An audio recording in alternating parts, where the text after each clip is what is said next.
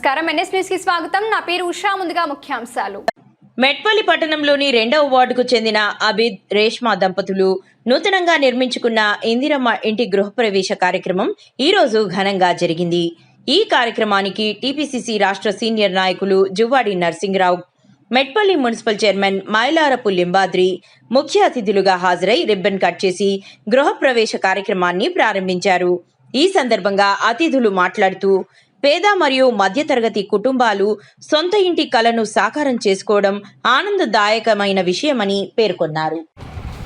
తెలంగాణ ఆవిర్భావ దినోత్సవం సందర్భంగా ముఖ్యమంత్రి రేవంత్ రెడ్డి గారి ఆదేశాల మేరకు ఈరోజు మెట్పల్లి పట్టణంలో ఇందిరమ్మ ఇల్లు గృహప్రవేశం చేయడం జరిగింది.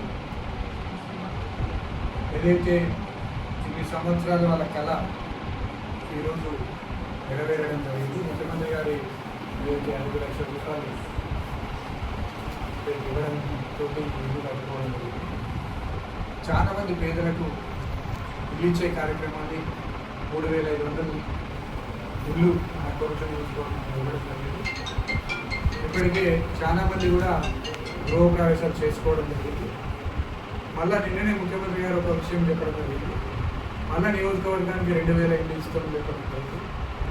అదేవిధంగా గతంలో రాజశేఖర రెడ్డి ముఖ్యమంత్రిగా ఉన్నప్పుడు ఏదైతే ఇల్లు కట్టుకొని పూర్తిగా ఇళ్ళకు కూడా డబ్బులు ఇచ్చే కార్యక్రమాన్ని ఈ ప్రభుత్వం తీసుకోవడం జరిగింది.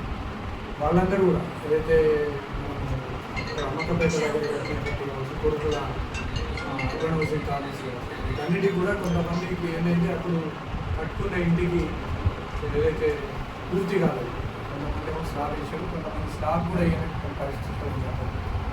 ప్రభుత్వం మారుగా ఇంత ఇబ్బందికర పరిస్థితి ఏర్పడింది.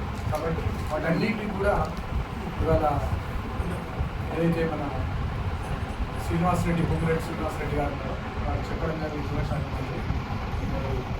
ప్రజలందరూ కూడా దాన్ని సద్వినియోగం చేసుకోవాలి.